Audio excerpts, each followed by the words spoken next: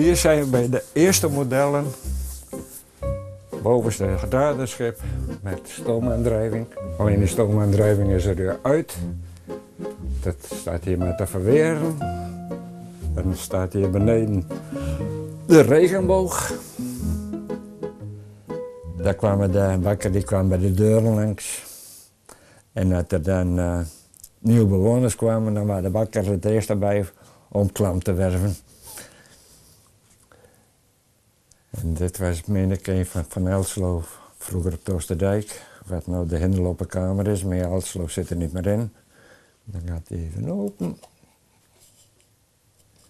Met de, wat er nog hier ontbreekt, dat is wel bij een andere bakker, dat is het korfje. Met de brood. Wit hout voor wit brood, een stukje bruin hout voor tarwebrood.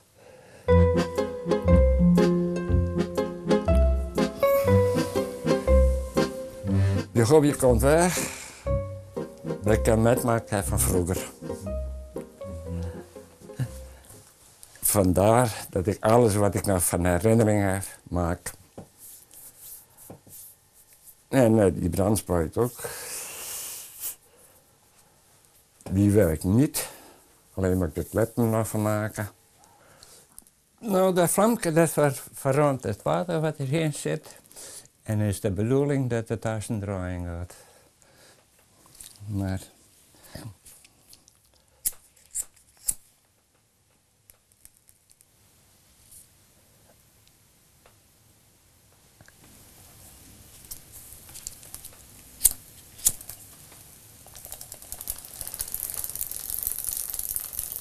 Nou, ik ben opleiding vroeger op ambachtschool als fijnbankwerker. En toen hadden we een periode, toen kreeg ik ook nog calorische werktuigen. Ja, daar was ook een stoom bij. En dat model bouwen, hoe lang doe je dat al? Ik zeg van 1970. Ja. Misschien nog wel eerder, maar ik geloof 70 en...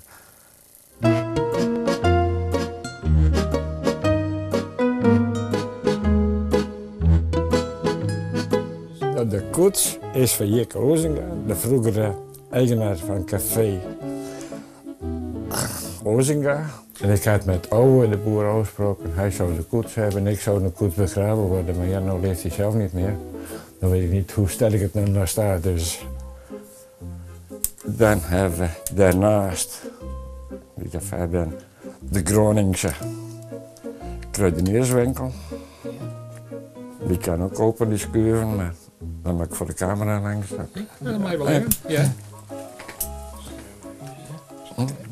Het is...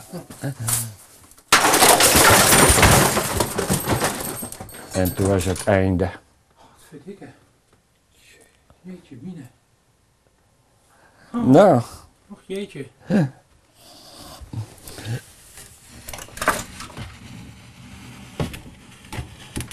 Het zal mij krek weer overkomen.